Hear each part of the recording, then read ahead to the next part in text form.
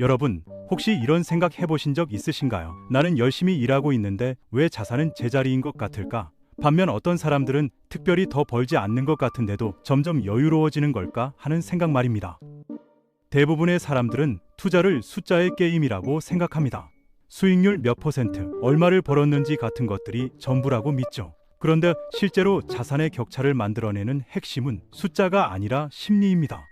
오늘 이야기할 주제는 바로 복리라는 구조가 어떻게 작동하는지, 그리고 그것이 인간의 심리와 어떻게 맞물리는지에 대한 이야기입니다. 그럼 시청하시기 전에 구독, 좋아요, 알림 설정 부탁드립니다. 그럼 시작하겠습니다.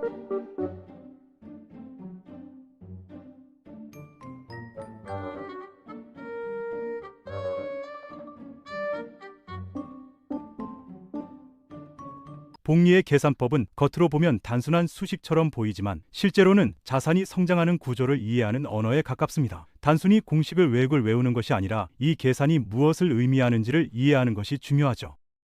먼저 복리의 기본 개념부터 정리하겠습니다. 복리는 원금에만 이자가 붙는 구조가 아니라 이자까지 포함된 금액에 다시 이자가 붙는 방식입니다. 즉, 시간이 지날수록 이자가 계산되는 기준 자체가 계속 커지는 구조예요.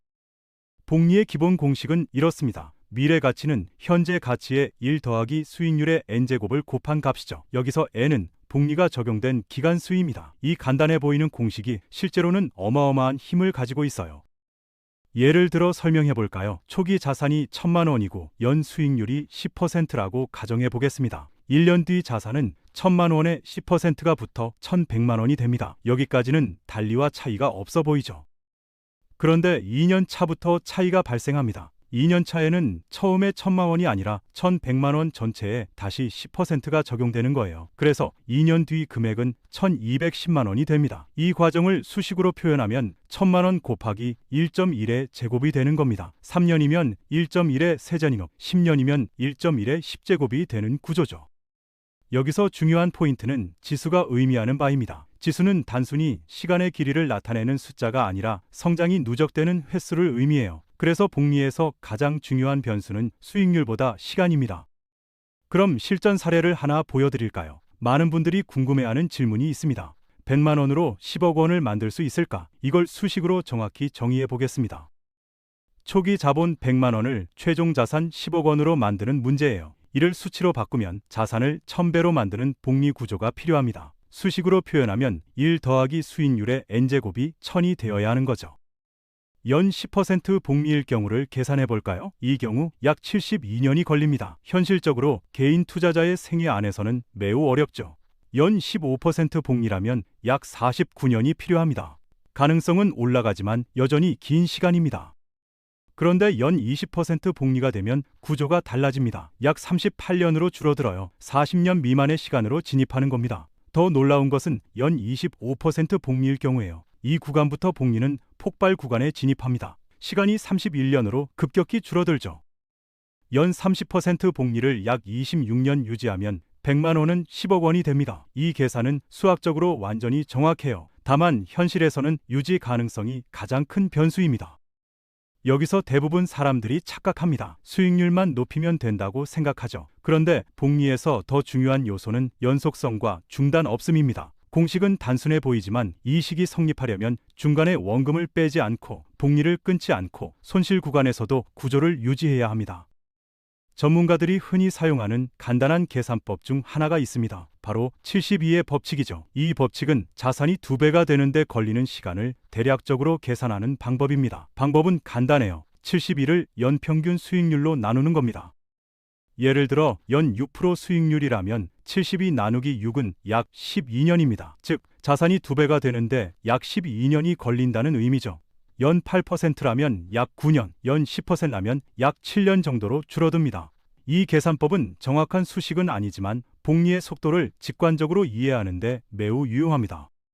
그런데 복리는 단순히 돈을 버는 구조가 아니에요. 복리는 시간을 견디는 사람만이 접근할 수 있는 시스템입니다. 문제는 인간의 심리가 이 복리 구조와 정반대로 움직인다는 데 있습니다. 사람은 기본적으로 즉각적인 보상을 좋아합니다. 지금 당장 눈에 보이는 결과가 없으면 불안해하고 남들보다 느린 것 같으면 초조해지죠. 그래서 투자에서도 대부분의 사람들은 빠른 수익을 원하고 짧은 시간 안에 결과를 확인하려고 합니다. 하지만 복리는 바로 이 지점에서 사람들을 탈락시킵니다. 복리는 처음에는 거의 움직이지 않아요. 1년, 2년, 심지어 3년 동안도 체감할 만큼의 변화가 없을 수 있습니다. 이 구간에서 사람들은 말하죠. 이거 해봤자 의미 없는 거 아니야? 차라리 다른 걸 해야 하는 거 아니야? 여기서 중요한 사실이 하나 있습니다. 복리는 느리게 시작하는 것이 아니라 보이지 않게 쌓이는 겁니다. 눈에 띄지 않는다고 해서 잘하고 있지 않은 게 아니에요. 마치 눈이 내리는 날처럼 그렇습니다. 처음에는 길에 쌓이는 눈이 거의 보이지 않아요. 하지만 어느 순간부터는 갑자기 세상이 완전히 달라져 있죠. 복리도 똑같습니다. 임계점을 넘기 전까지는 대부분의 성장이 사람의 눈에 보이지 않습니다. 그래서 복리 투자에서 가장 중요한 능력은 분석력이 아니라 인내심입니다. 더 정확히 말하면 아무 일도 일어나지 않는 시간을 견디는 심리예요.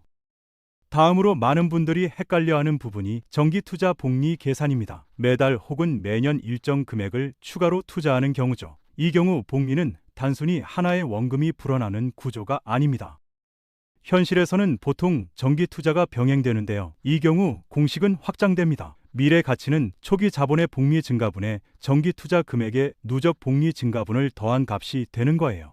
이 공식에서 중요한 사실은 초기 100만 원이 전체 복리 구조의 시동장치 역할을 한다는 점입니다. 시간이 길어질수록 초기 자본의 영향력은 기하급수적으로 커집니다. 각각의 투자금이 서로 다른 시점에서 복리를 시작해요. 먼저 들어간 돈은 더 오랜 시간 복리를 누리고 나중에 들어간 돈은 상대적으로 짧은 시간만 복리를 누립니다. 그래서 정기 투자에서 중요한 것은 얼마를 넣느냐보다 얼마나 오래 넣느냐입니다. 전문가 관점에서 보면 정기 투자의 복리 계산은 시간의 평균값이 아니라 시간의 분산을 활용하는 구조예요. 초기 투자금이 전체 성과를 끌어올리는 엔진 역할을 하게 되는 겁니다. 대부분의 투자자들은 상승장에서 흥분하고 하락장에서 공포를 느낍니다. 그런데 복리를 이해한 사람들은 시장의 움직임보다 자신의 행동을 더 경계해요. 왜냐하면 복리를 망치는 가장 큰 적은 시장이 아니라 스스로의 조급함이기 때문입니다. 복리의 구조는 아주 단순합니다. 수익이 다시 원금이 되고 그 원금이 또 다음 수익의 기반이 되죠. 이 구조는 한번 끊어지면 다시 처음부터 시작해야 합니다. 그래서 중간에 포기하는 사람과 끝까지 유지하는 사람의 차이는 시간이 지날수록 극단적으로 벌어집니다. 또 하나 반드시 짚고 넘어가야 할 개념이 있습니다. 바로 실질 수익률이에요. 복리 계산에서 명목 수익률만 보고 판단하면 위험합니다. 예를 들어 연 8% 수익을 내고 있어도 물가 상승률이 연 3%라면 실질 수익률은 약 5% 수준이죠. 복리는 이 실질 수익률을 기준으로 작동합니다. 그래서 전문가들은 항상 이렇게 말합니다. 복리의 계산은 수익률의 크기보다 지속 가능한 수익률인가를 먼저 보라고요. 연 20% 수익률을 2년 유지하는 것보다 연 7, 8% 수익률을 20년 유지하는 것이 복리 결과에서는 압도적으로 큽니다. 여기서 많은 분들이 이런 질문을 하세요. 그럼 언제까지 기다려야 하나요? 사실 이 질문 자체가 복리 심리와 어긋나 있습니다. 복리는 기다림의 끝을 정해놓고 하는 투자가 아니에요. 복리는 과정 자체를 받아들이는 태도입니다.